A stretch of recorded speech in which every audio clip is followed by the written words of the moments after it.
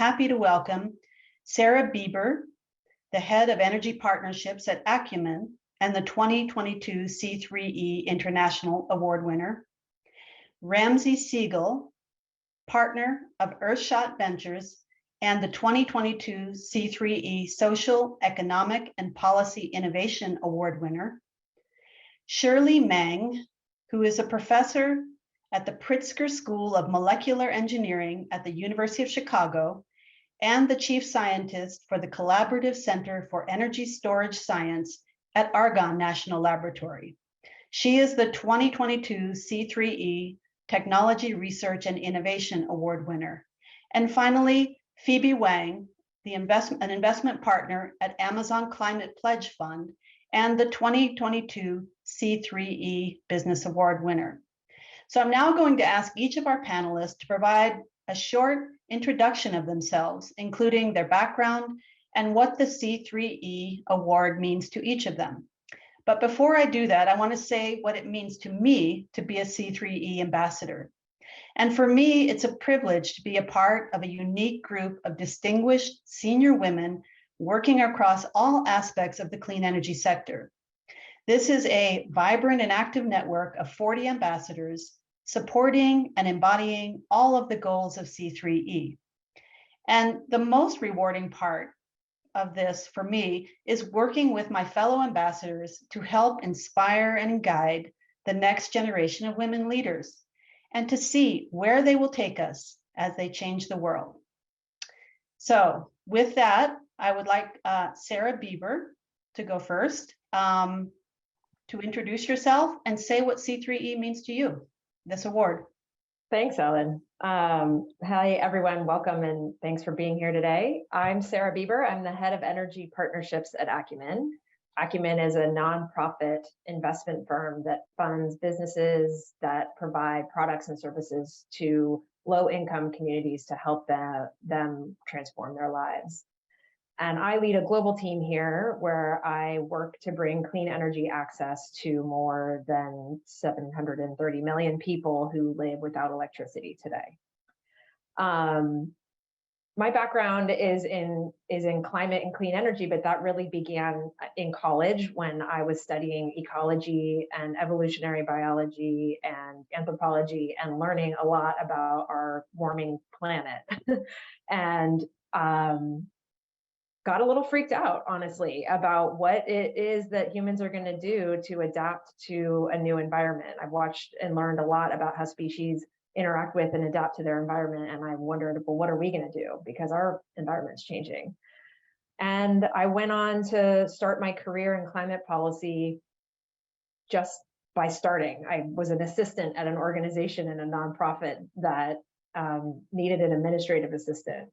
So I have, little by little started to build a career in climate policy and went on to be a foreign service officer at USAID and now at Acumen working on investing in these businesses that are really transforming people's lives. I think to be a C3E award winner to me is one, it's a really rare opportunity as an adult to be recognized for your work. That's not something that many of us get. And so it was a really wonderful treat to just be acknowledged that you work really hard and you do good things and you're trying to make the world a better place. And we are proud of you for that and congratulations. But I think I was really honored to be so welcomed into this group of really incredible women leaders in clean energy and people that have been through a similar path.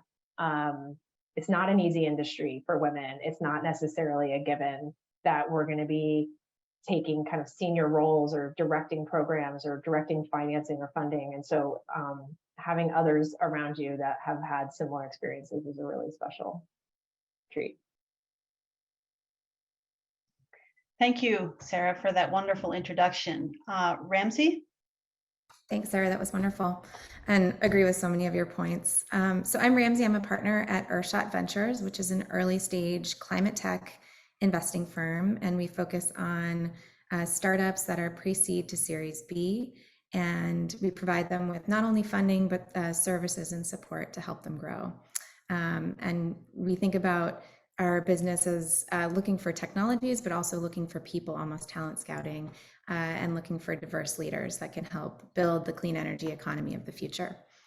And I started my career in clean energy. That's sort of the background that I came from. I studied architecture, and much like Sarah mentioned, we studied climate change in one of my core programs. And at first, it's sort of doom and gloom. You think, oh my gosh, like what are we doing? It's sort of this issue that's run away from us. And then in working with entrepreneurs and people on all sides of the table, I have a sense of optimism that there is a pathway forward. There are incredible people that are attacking the problem from many different angles.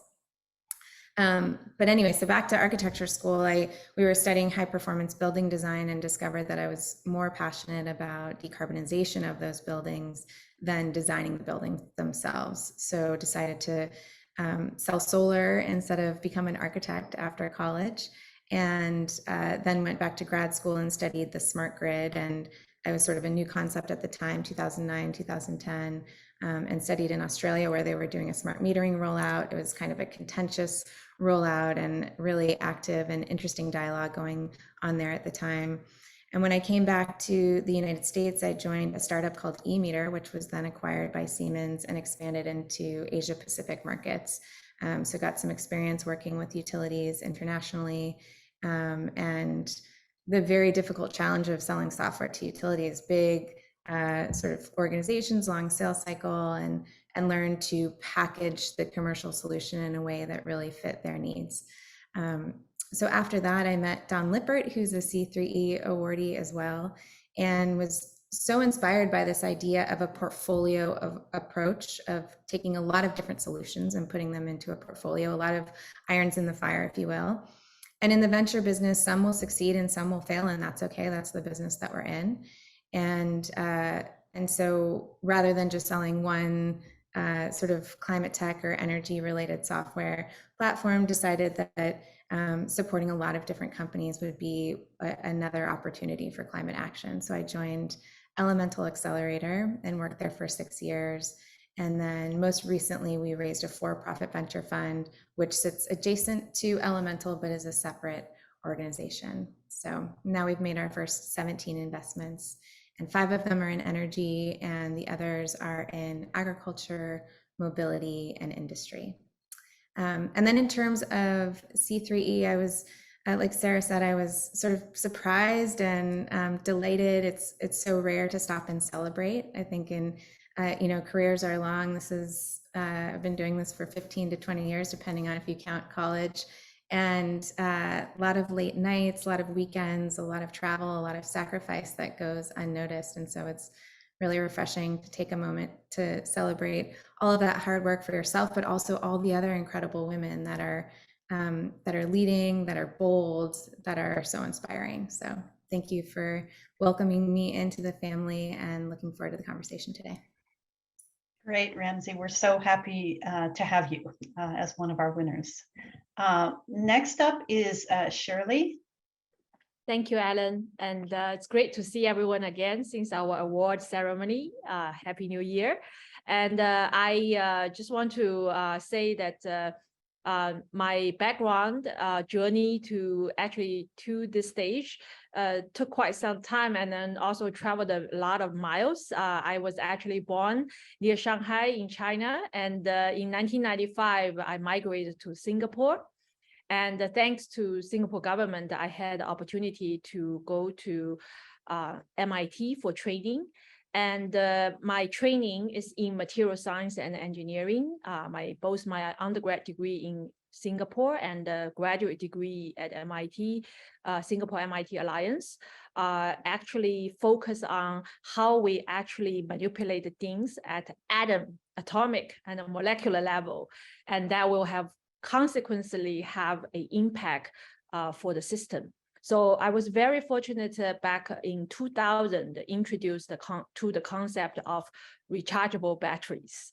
I definitely owe a big deal to MIT because that time the professors there really emphasized the importance of energy storage in the whole picture of energy transition, because electrons has to have the perfect matching of supply and the demand in order to have the resilience and the stability of the grid and our mobility demand. Therefore, energy storage is such an important, we call it the Achilles heel in the energy transition. And to work on this critical problem for the last 23 years really has been incredibly rewarding. And I think, since for 13 years, I was a professor at the University of California, San Diego, where I built my research group called the Laboratory for Energy Storage and Conversion, LESC. We are a group of 40 people, but include undergrad, master students, visiting scientists, postdoc, graduate students, research scientists. We had a lot of fun. I have to say that one of the greatest joy of my job is that I'm learning new things every day. I am working with younger people who absolutely not bounded by any boundaries. They are boundless. They have so many new ideas and they want to take risks, try new things. So I, have to say, if I have to choose again, I would choose to be an academic person one more time. About 2 years ago, I decided to move to University of Chicago and join Argonne National Laboratory as their collaborative center's chief scientist. I think this platform is really important because as we move towards the energy transition for the entire nation, there will be some coordinations among the different entities. So I certainly hope in my new job, I will be able to do more and impact more young generation scientists and impact more of the research institute, industry, private and public partnership. So C3E, I just want to say one important statistic Alan provided, these percentage in terms of the gender disparities. I experienced the first time I went the whole way to my highest degree without meeting a female professor until at MIT, I met the very first female professor who was also one of my nominees for the C3E award, Professor Xiaohong Yang. Yang Xiaohong. And I just want to say that when I look at the percentages and looking at my current research group, we do have about 30% female who are pursuing the PhDs in my group. I think we can do more and we can do better. And I think the C3E award gave me so much hope and optimism that the changes are coming. So very, very happy to be part of it. Thank you very much.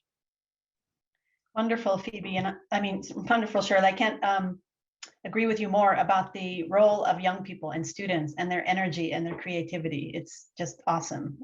So I agree. Absolutely. And finally, we have Phoebe Wang.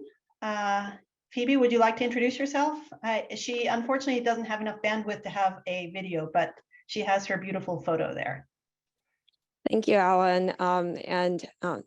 I think the previously Shirley, Sarah, and Ramsey, those were beautifully said, and I wish that I could be there with you, but I have photo over here. But thanks, Alan, thanks, Maria, and the rest of the organization team to put this together, because I think it's a great opportunity for us to kind of give back to the community a little bit after the award.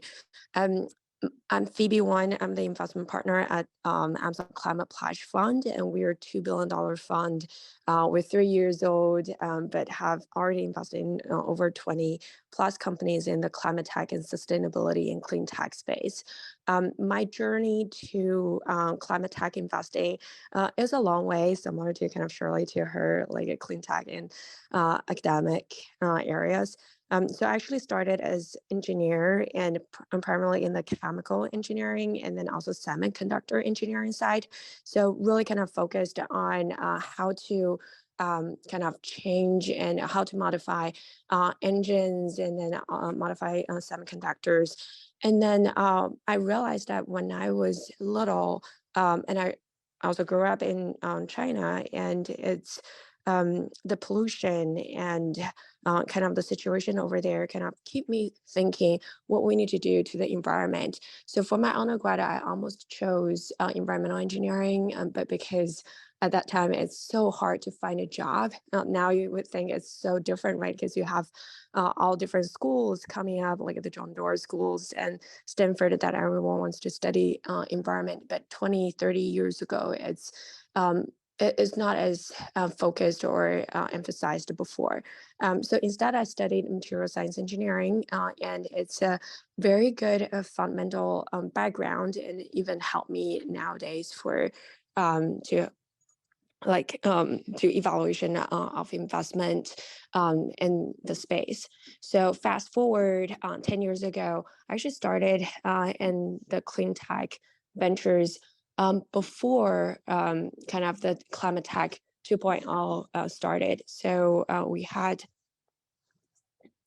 had things like basically if you think about it, it's the tail end of the clean tech 1.0, and basically it's we see a lot of important investments in clean tech, but at the same time, the techno-economics does not work out, and obviously as the first kind of first stage coming in and the clean tech ventures, it's not a very good starting point.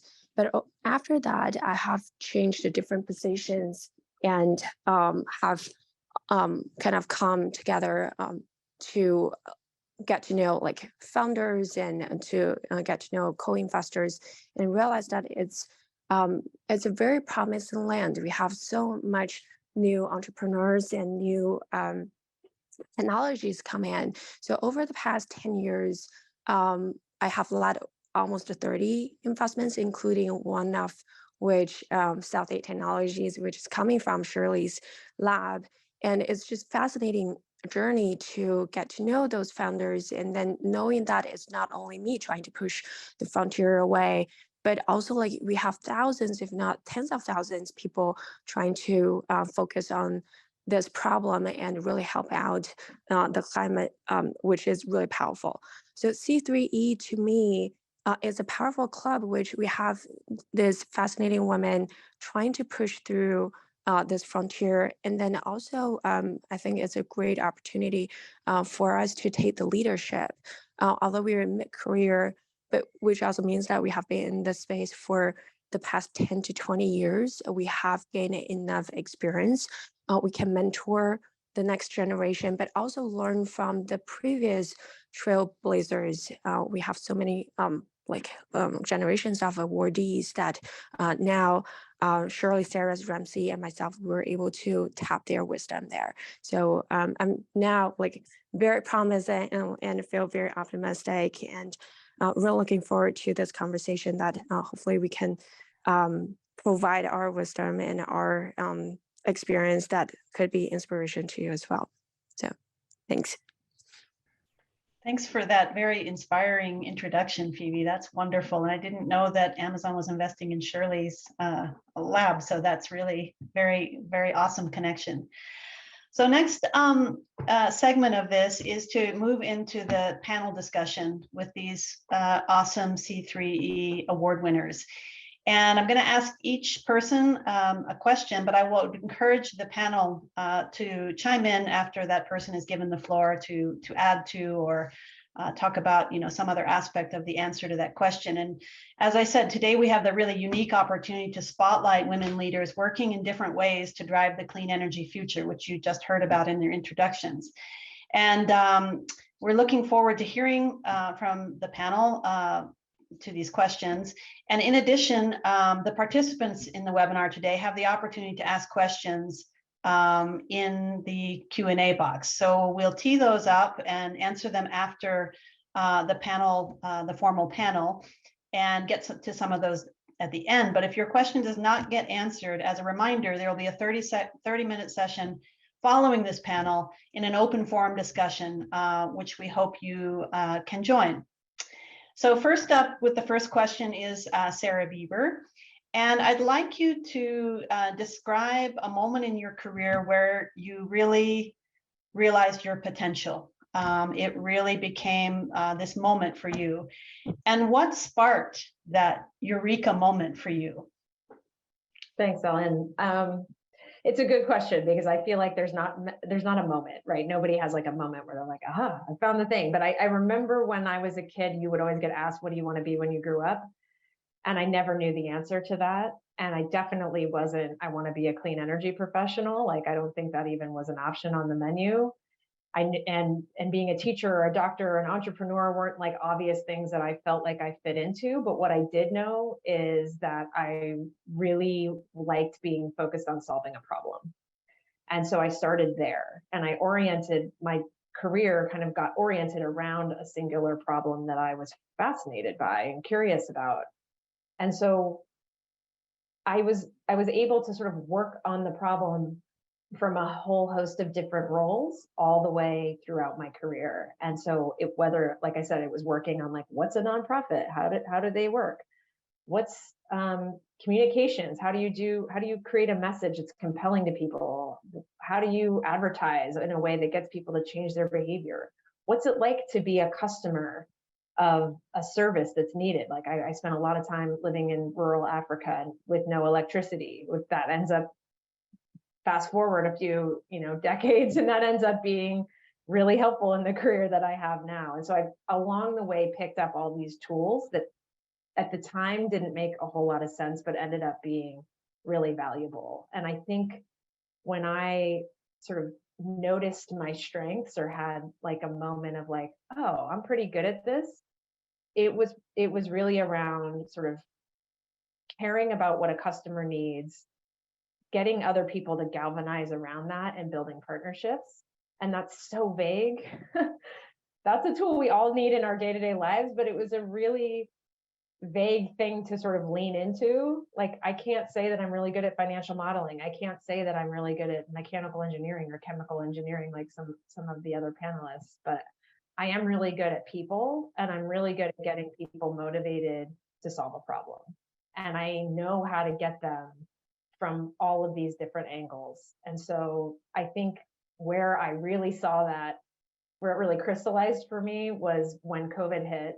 I was here at Acumen, and all of these companies that are providing solar to people in Africa and India that don't have electricity were like on the brink of not having any solar panels to sell because the supply chains had been broken, but also not having any financing to keep going, and having customers that also didn't have any money to pay for the service that they were providing. And suddenly, all of the decades of work that we had put into getting these companies moving to serve these customers was at risk. And I felt like I jumped in, I pulled together a couple of other colleagues, and we really rolled up our sleeves and said, what's it going to take? And we pulled together about $90 million of funding from 16 different global institutions over the course of the next 6 months to create a relief fund for the energy access sector. And that was so difficult and so exhausting, but it really was the moment that I was like, hey, I think I'm pretty good at this. Like, I'm pretty good at getting people to come together around a problem. So you never know. Like, no one knew COVID was going to hit, and no one, I had probably refined those skills little by little along the way, but it was not something that I had like a vision of like, I'm going to do this when I grow up and I'm going to work my way to that. That's just not how my career has unfolded. I love the way you spoke about layering on all these different skills from when you were a young person to now, and then just it all came together, in this very interesting and silver lining for COVID. So that's amazing. I'll just open it up to other panelists. If someone in the next minute or two wants to add something to Sarah's experience. You're muted, Shirley. I can chime in real quick. I think I did have the wow moment, and I exactly remember which month, which year. Wow. Yeah, it's actually January 1999. I was undergraduate researchers in Nanyang Technological University of Singapore. And my project was actually on the YBCO superconducting materials. And as an undergrad student, first time when I poured the liquid nitrogen on the pellets I made and the magnetic levitation happened, I remember exactly that moment that I think I'm in love with material science and engineering. You can really manipulate the atoms and the molecules and to make them do almost things like magic. So magnetic levitation is basically you see something just levitate because of the cool down of the superconducting pellets, and the metal object will magnetically levitate. So yeah, I Wow. think everyone has unique experience. I really happy to hear Sarah's story, but mine was very clear from that moment on. I think I will pursue, material science and engineering. That's amazing, Shirley. And I'm just imagining you as a young person in that laboratory. That must have been so magical for you.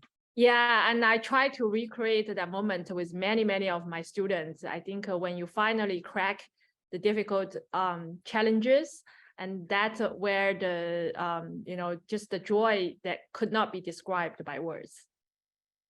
Awesome. So we'll move on to the second question, and that is for Ramsey Siegel as the lead.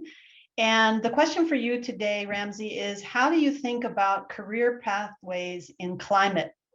And how can the people participating in this webinar who are interested in transitioning into climate tech find a role that's a perfect fit for them? Thanks so much for that question. Well, I'm just delighted that there are so many young people that are interested in climate and getting into this space. I receive messages at least once a day on LinkedIn on how do I get in, how can I meet companies, et cetera. So it's a good opportunity to talk to a wider group. I think one thing to keep in mind is that there are a lot of seats at the table. So people think about joining a big company like Amazon or Microsoft and helping them decarbonize. That is certainly one option. But there's also academia, as we heard. There's government and policy, which is going to play a major role in sort of pushing the ball forward, creating markets that don't exist yet, and sort of creating buoyancy in the market for climate tech solutions. And there's nonprofits that are playing an enormous role in this as well. In terms of the sort of private sector, I think there's two sides of the coin that I think about. One is the commercial side, and the other is the technical and operations side. And right now, especially in the solar industry, there is a lack of talent in the sort of engineering and operations side. So if there are people that have technical degrees and they're interested in that market, there is an enormous amount of opportunity and space as that market continues to grow. And I think trying different things is really important. So some technical people don't see themselves as salespeople, but then they get in front of a customer, they know everything about the product and can build relationships and enjoy being the tip of the spear on the commercial side, in addition to having that technical background to be able to talk tech when that comes and becomes necessary in front of the customer. So I think being open-minded to sort of get outside your comfort zone and see if things are a fit that you might not identify as. And I think sales is one of the most prominent, where people think I'm not a salesperson and then surprise themselves. So I think, especially early in your career, the main goal is to try a lot of things and see what feels right and see what you become obsessed with. And if you look at all the professional athletes that transcend the sport that they're playing in, the ones that transcend history, they are so obsessed with their sport that no one can stop them. And I think the same is true in business. People that just absolutely love what they're doing and find their lane and continue to stick with it are the ones that really succeed. So for me, my aha moment was in architecture school, and it was quite controversial for me to drop out of architecture school to pursue a sort of decarbonization career and degree within the School of Urban Planning at USC. And a friend of mine said, well, you reserve the right to make a decision, and then you also reserve the right to change it and to do something that's a better fit. So I can't imagine having pursued a career that I didn't love as much. And I'm really grateful that I was willing to take a controversial step to get closer to what I loved so much more and what I am now obsessed with. So happy to answer more questions in the session later. But. Hopefully that Yeah. helps. That's awesome. And I think, for me, what I've also found is when work doesn't feel like work, that's when you know you found it. Exactly.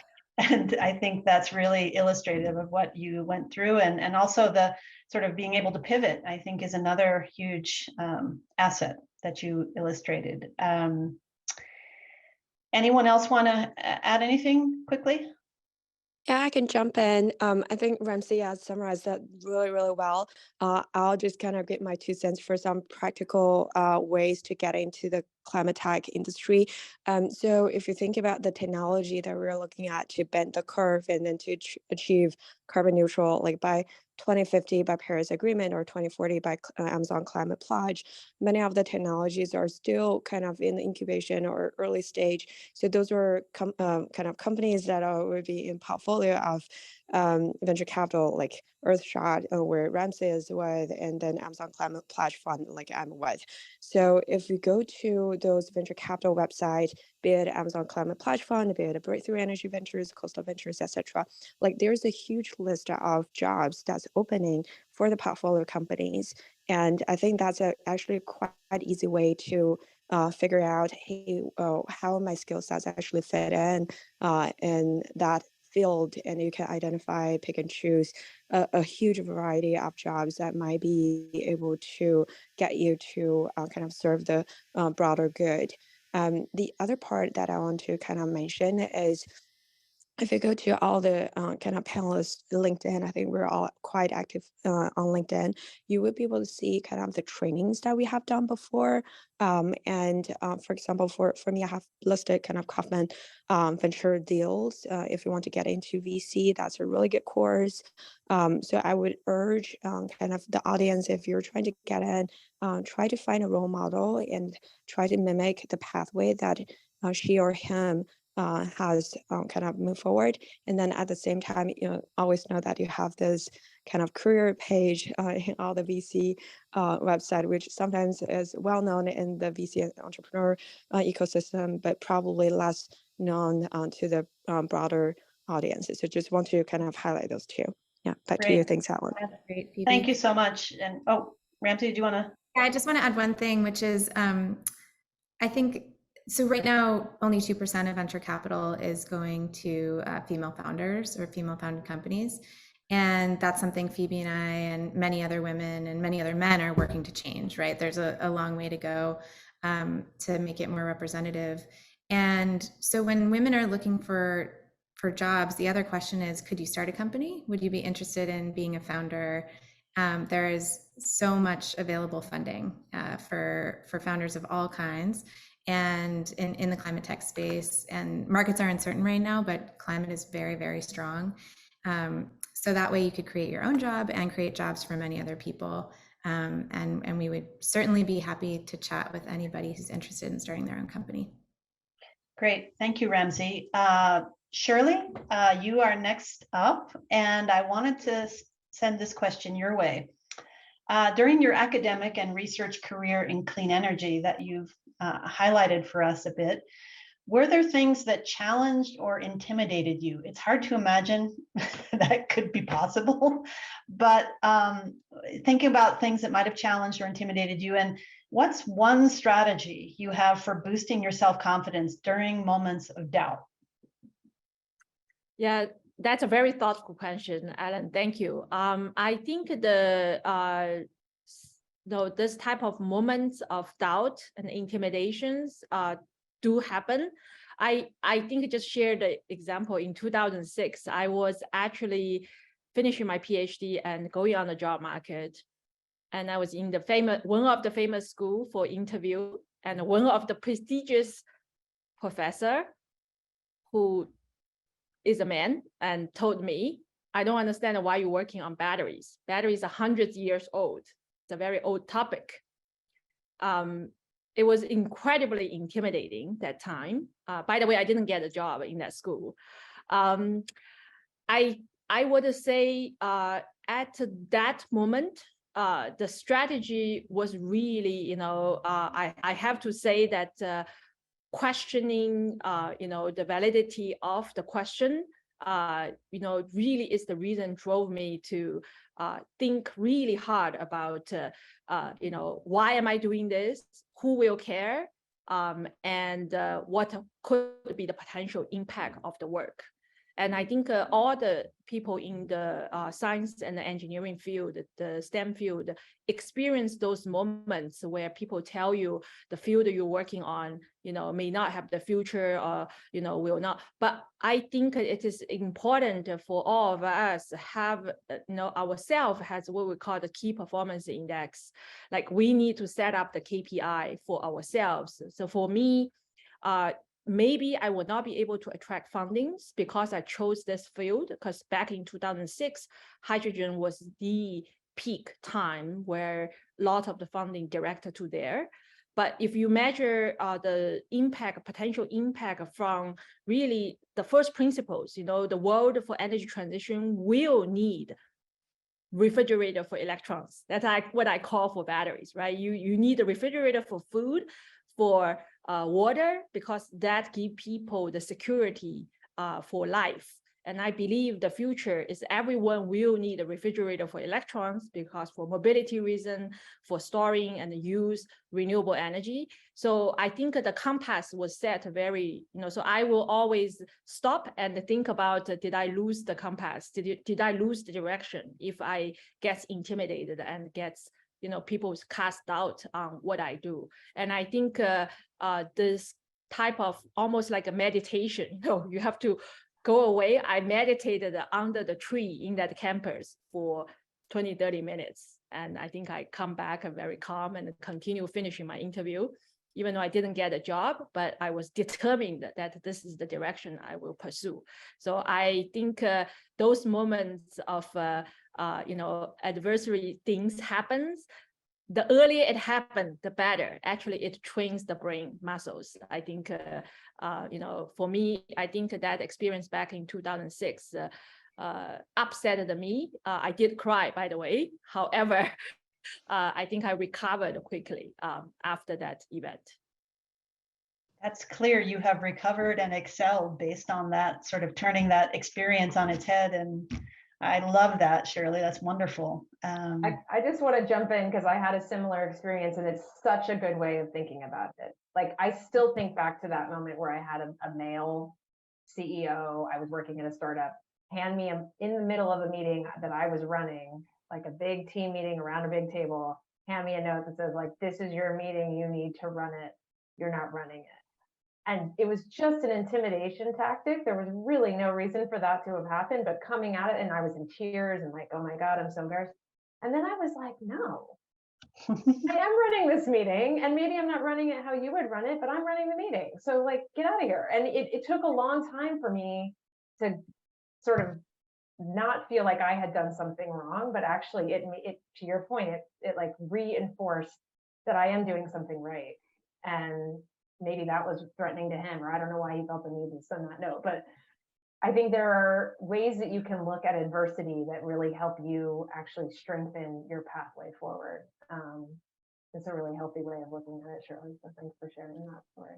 And you've probably leapfrogged over many times, Sarah, that person, and gone far and above. So that's really great you shared that. And finally, Phoebe, oh, yeah. I think what I learned from early applications right after college, trying to find jobs, is that everybody is rejected from a job at some point, and it hurts so badly when it happens. And you think of the 1,000 reasons why it might have happened to you, and you just have to sort of see it coming and let it pass over your shoulder and keep trying. And I have 2 older brothers, and they witnessed a lot of my early rejections. And my middle brother said, I think you've been rejected more than anybody else, but you've also tried more than anybody else. And so you will be the most successful person in the family. It was a little too early to call that, but it was sort of hilarious. Like, I applied to a job at IBM in their, at the time, sustainability group, and 10 minutes later, they sent a rejection notice. It was like the most efficient rejection you could ever get based on some algorithm that they set up in their HR system. So it became funny at some point. So for those of you on the phone who are going through that, just please know that everybody, no matter how successful and no matter how shiny the resume is on LinkedIn, everybody goes through it. So Great. And the final question for Phoebe is, you've already talked a little bit about this in your introduction, and it really came through in your description of your career. But what's giving you optimism about the clean energy future? And how do you see the role of women and equity in the workforce changing in the future? Changing for the better, hopefully. Yes, definitely for the better. So I think for the group of the audience here, and then for everyone on the call, we're very familiar with the current situation, right? We have a lot of important government policies really supporting the clean tech and the climate tech um, movement. And then we also have lots of capital coming in, billions, hundreds of billions of dollars coming in. So I'm not going to focus on that. I think those are really good fundamental external factors that set up the foundation that give me the optimism for the industry. What I want to kind of emphasize or double click on is the next generation. So I've been teaching in UC Berkeley in the past 5 to 6 years, and then primarily in the climate tech, sustainability, and investment sector. I have seen kind of the class increase in terms of the size. And also the enthusiasm in the eyes of the students compared to like when I first started is more on what is renewable energy. And now like you can get into deeper level of what is hydrogen for aviation, what is like liquid electrolyte for battery. So so just like I've seen a huge improvement of the understanding and of the enthusiasm of this next generation of talents, which is very important because if we were looking at in 5 years, in 10 years, even in 20 years, who's going to be kind of moving the needle forward or moving the flag forward? It's going to be this like the college students who do not want to work on Wall Street, do not want to work on fancy jobs, but they want to be like hands down and work on the ground in the climate tech, and they know that is so relevant to them. So this is something that I think I have not seen before. If you remember, like when I first started, I actually tried to study environmental engineering, but the school is so small, the job opportunity is so jarring afterwards. But now we're looking at a completely different ecosystem and different outlook for people who are passionate about climate tech. So I think this is a huge fundamental change in terms of the talent focus and talent interest, which will give the fuel to move forward with the clean tech and climate tech development. So this is one thing that I want to share with folks, and I think Shirley probably would have more to share since she's in the field day in and day out. So how women and female kind of women and younger generation of women can play a key role here. So if you're looking at the climate tech compared to other industries, I actually think that women has a very special role over here because climate tech is focusing on the future. We want to give the earth as it is back to the next generation. And for women, why we call earth Mother Earth, there's a reason for that because we have our motherhood instinct, whether we have children or not, we have that. So we have, like, to me, I feel like I have the responsibility in climate tech. I know that the panelists have, I know that the audience there, if you're a woman or if you have your mother or sister or wife or daughter, you kind of can see that in them. So I would urge not only us, but also kind of the men in the world to kind of nurture that spirit.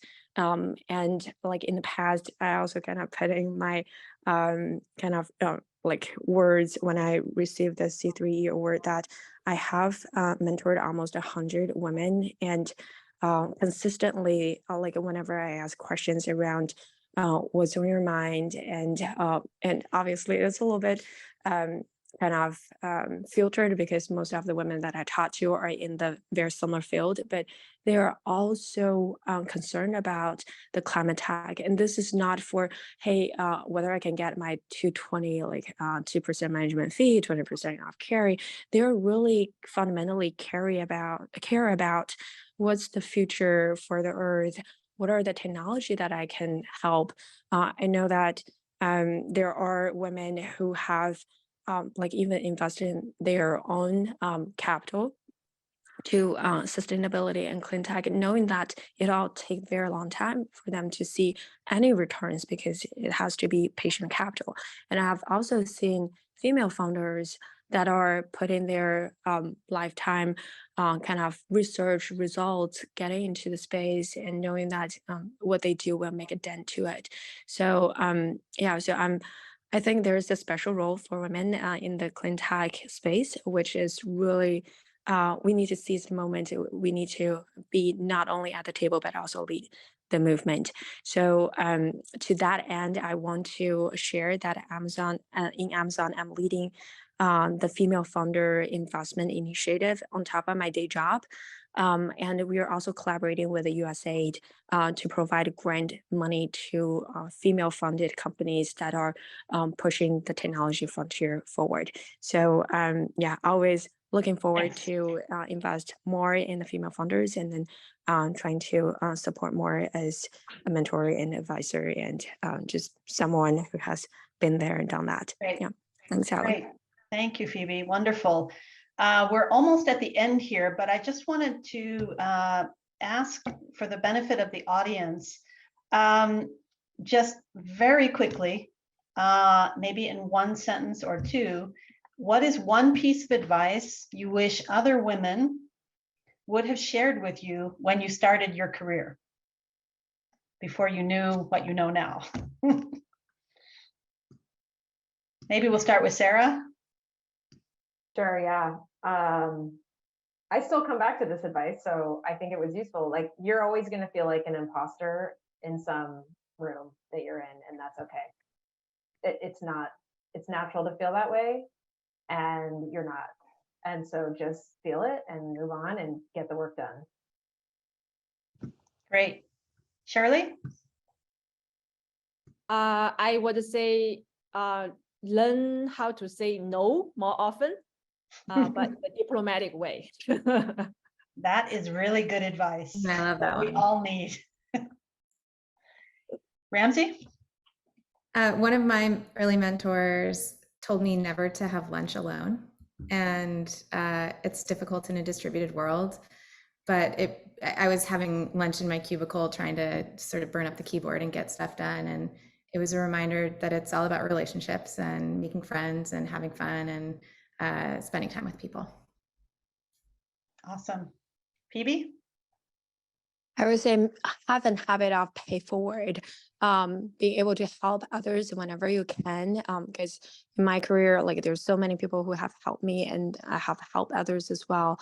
I have a daughter. I want to make sure that when she's in her career, she would be able to receive those help when she most needed it and without the capability of paying back. So I think as women, we help each other and pay forward and help as many people as you can.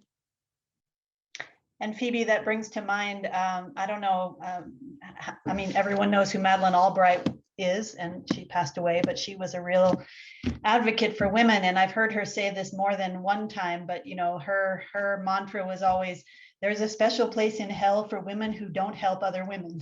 And I just think about that sometimes when, you know, you just have to make sure that everyone's helping each other, especially in this sector where we don't have necessarily a huge presence. And I think all of you are demonstrating that place in the sector and just doing such awesome work. And I just love the way you shared so much of your own personal journey for the benefit of the people on this webinar. So thank you very, very much. And with that, we'll close it. However, just to remind people, there is another link which will be live momentarily to allow you to join the panelists informally to have additional questions. We didn't get questions from the audience So that will be your opportunity to do that. So thank you very much, the panelists. Thank you, C3E, Maria and Julia, and everybody on the team. So thank you so much. And with that, we'll close it. Thanks, everybody. Bye.